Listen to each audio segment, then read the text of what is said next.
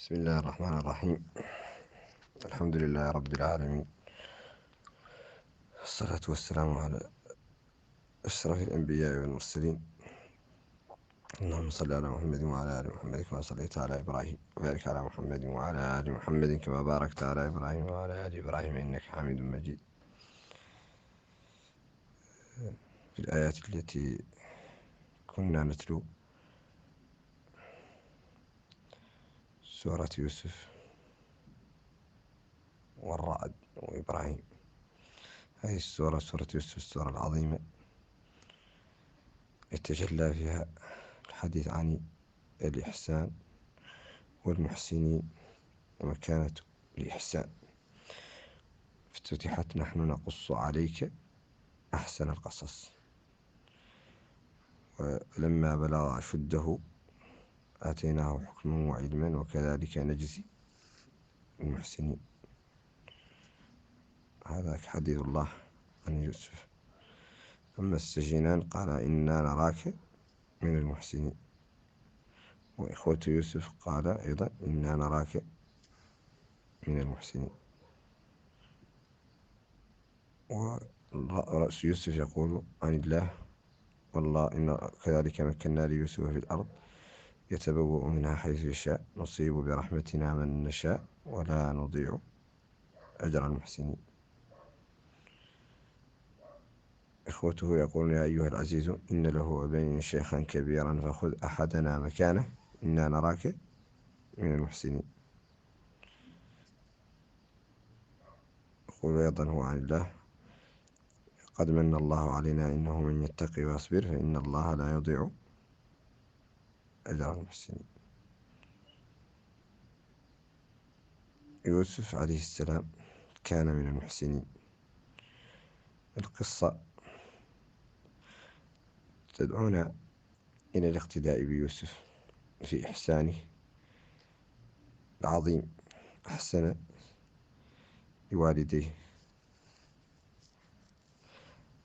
أحسن لإخوته فعفى عنهم وصفح، قال لا تثريب عليكم اليوم، رغم ما قاموا به في حقه. أحسن إلى الملك الذي أحسن إليه كافأ له إحسانه فحفظ له عرضه، معاذ الله إنه ربي أحسن مثواي. وأحسن إلى امرأته فسترها وحافظ على سترها، وقال ما بال النسوة اللاتي قطعن أيديهن، فلم يذكرها بالاسم ولم يفضحها. يوسف عليه السلام قصته مليئة بالإحسان رغم معاناته ورغم ما لاقى في طريقه كان محسنا.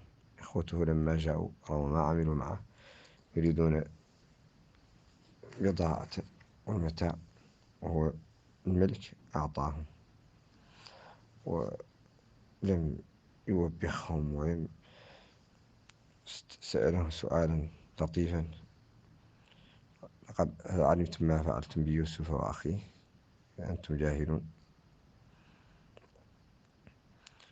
وفي هذه القصة عبرة أن الإحسان هو الطريق للفوز والنجاة من الشر، والإحسان هو مراقبة الله التي تحلى بها نبي الله إبراهيم، فتعامل مع ذلك الموقف الخطير، موقف الشهوة وموقف الفتنة وموقع الإغراء من ملكة وهي في بيتها وتراوده عن نفسه، لكنه استعصم بالله واستعان بالله.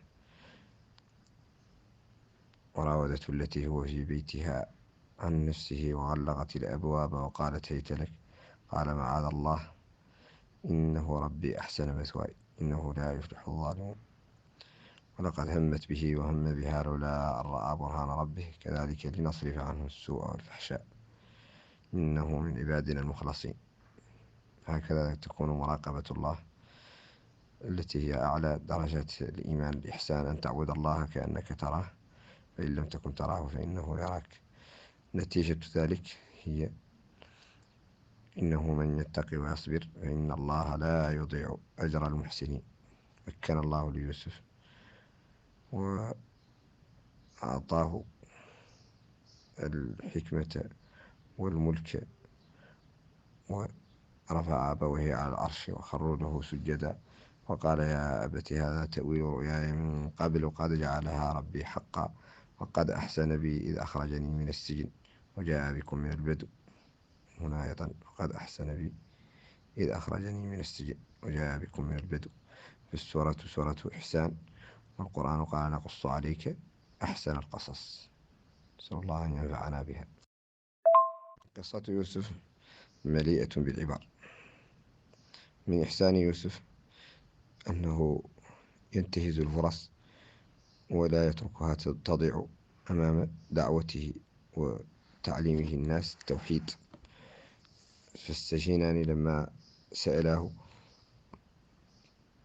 عن تفسير الرؤيا التي ذكر القرآن، ودخل معه السجن فتيان قال أحدهما إني أراني أعصر خمرا، وقال الآخر إني أراني أحمل فوق رأسي خبزا تأكل الطير منه نبنا بتأويله إنا نراك من المحسنين. قال لا يأتيكما طعام ترزقانه إلا نبأتكما بتأويله قبل أن يأتيكما ذلكما مما علمني ربي. وبدأ يعلمهم ويدعوهم للتوحيد ويرشدهم إلى العقيدة الصحيحة ريثما يقص عليهم القصة. وتلك اللحظة لحظة إنصات، لأن صاحبها ينتظر تفسير رؤياه، فهو في لحظة إنصات واستماع، فانتهز تلك الفرصة. وهذا ما ينبغي للدعاة، أن يختاروا الوقت المناسب وأن يجتهدوا في استغلال الفرص لينتفع منهم المستمعون. ذلكما مما علمني ربي إني تركت ملة قوم لا يؤمنون بالله وهم بالآخرة هم كافرون، واتبعت ملة آبائي إبراهيم وإسحاق ويعقوب ما كان لنا أن نشرك بالله من شيء ذلك من فضل الله علينا وعلى الناس ولكن أكثر الناس لا يشكرون. يا صاحبي السجن أأرباب متفرقون خير أم الله الواحد القهار ما تعبدون من دونه إلا أسماء سميتموها أنتم وآباؤكم ما أنزل الله بها من سلطان إن الحكم إلا لله أمر أن لا تعبدوا إلا إياه ذلك الدين القيم ولكن أكثر الناس لا يعلمون. دعاهم إلى التوحيد ووضح لهم أن الحكم والشأن كله لله.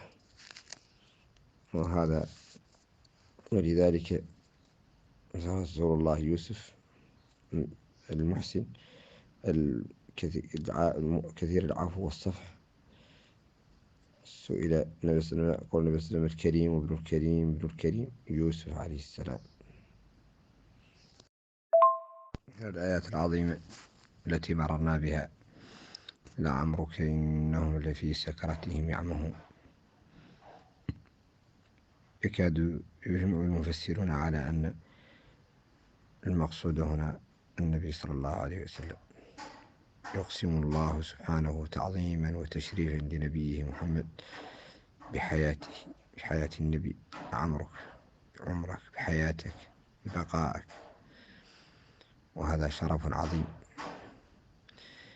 ناله النبي صلى الله عليه وسلم من ربه، وذلك الشرف يتجلى حتى في ندائه، فالله ينادي أنبياءه بأسمائهم يا نوح يا لوط يا يوسف يا موسى، ولكن نبي الله يناديه بيا أيها النبي يا أيها الرسول تكريما وتعظيما له. هنا في هذه الآية يقسم سبحانه بحياة النبي صلى الله عليه وسلم تشريفا وتعظيما، ولم يقسم الله بأي إنسان غير النبي صلى الله عليه وسلم، أقسم بمخلوقاته وموجوداته، لكن الإنسان الوحيد الذي أقسم الله به هو النبي صلى الله عليه وسلم تكريما له.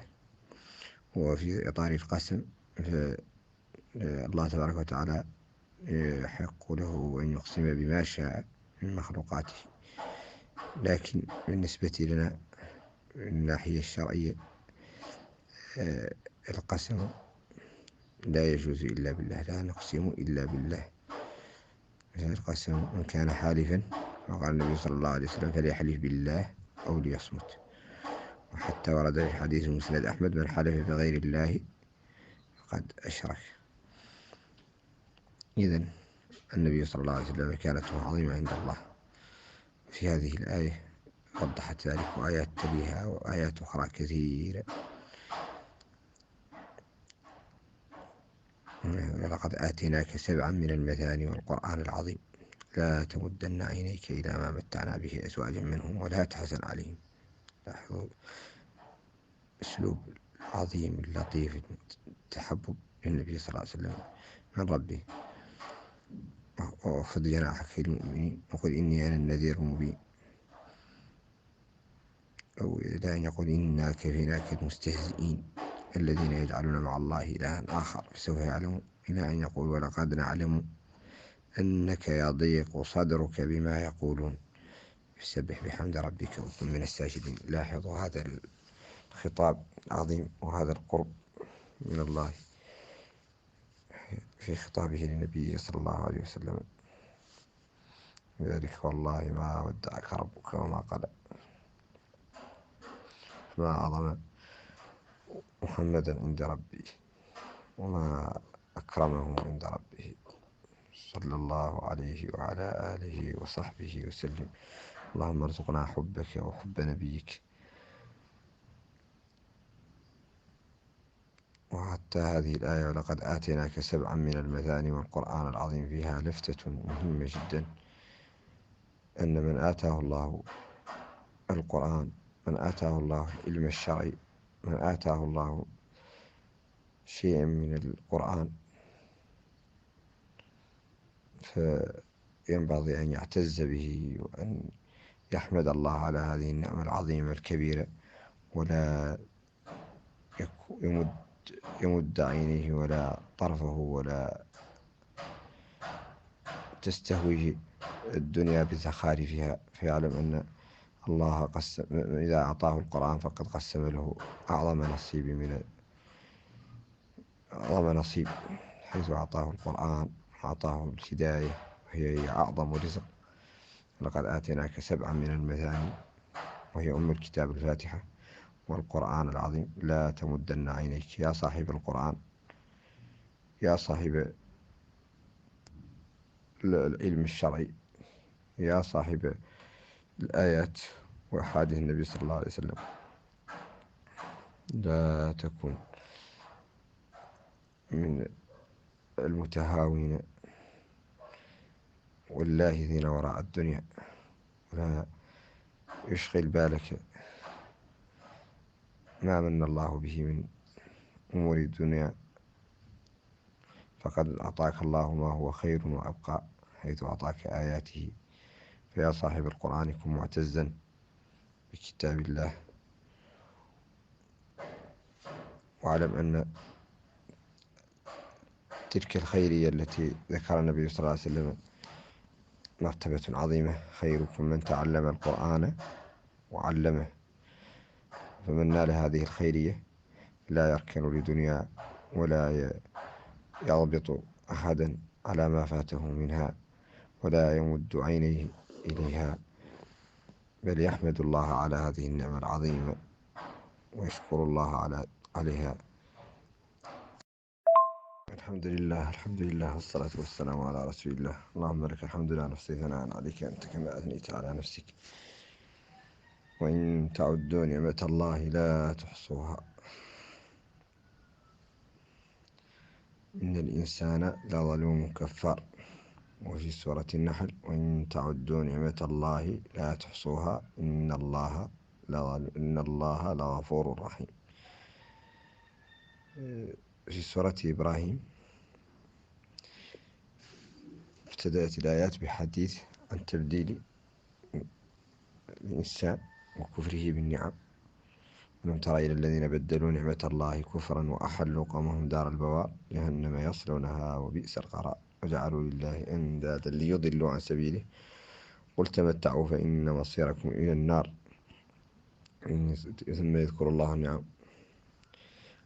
الله الذي خلق السماوات والأرض وأنزل من السماء ماء فأخرج به من الثمرات رزقا لكم وسخر لكم الفلك لتجري في البحر بأمره وسخر لكم الأنهار وسخر لكم الشمس والقمر دائبين وسخر لكم الليل والنهار وآتاكم من كل ما سألتموه وإن تعدوا نعمة الله لا تحصوها إن الإنسان لظلوم كفار. هذا ناسب التعبير بظلم الإنسان وكفره لأنه بدل وكفر بالنعم. وفي سورة النحل جاءت الآيات متوالية تذكر نعم الله وتعدد أنواع النعم.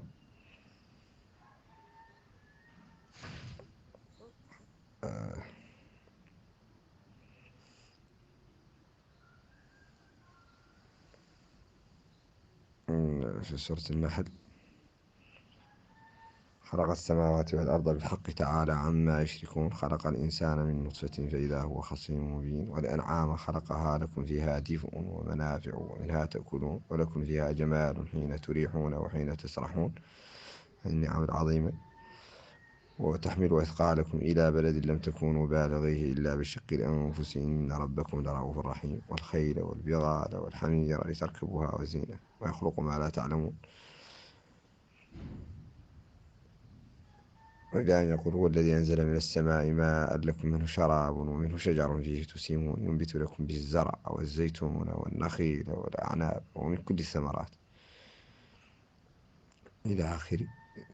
في الأخير يذكر الله وإن تعدوا نعمة الله لا تحصوها لا يستطيع الإنسان إحصاء نعم الله إن الله لغفور رحيم. فناسب هنا ما دام الحديث عن تعداد النعم أن يختتم بذكر صفة الله الغفور الرحيم ينعم ويجازي المسيئين بالإحسان ما أكرمه سبحانه وما أعظمه فهو الكريم. وفي الآيات بعد ذلك وما بكم من نعمة فمن الله كل نعمة فهي من الله. فينبغي الإنسان أن يستشعر هذه النعم وأن يكثر من حمدها وأن يشكر الله عليها. نعم كثيرة تتجدد نعمة الصحة ونعمة العافية ونعمة البصر ونعمة الهداية ونعمة العقل. نعم كثيرة تحتاج منا شكرا كثيرا لله سبحانه وتعالى وحمدا وثناء عليه له الحمد في الأولى والآخرة. نحمد الله ونشكره على آلائه الكثيرة ونعمه الجزيلة. وللأسف فإن كثيرا من الناس يكفر نعم الله وتكون النعم الكثيرة عنده وحوله ينساها بسبب تعود عليها ويحضر في ذهنه فقط الأمور التي ليست موجودة عنده. بينما لو نظر في الكأس لوجده ممتلئ. لو نظر في ما حوله من النعم ولحمد الله وأثنى عليه وعلم أنه في نعم كثيرة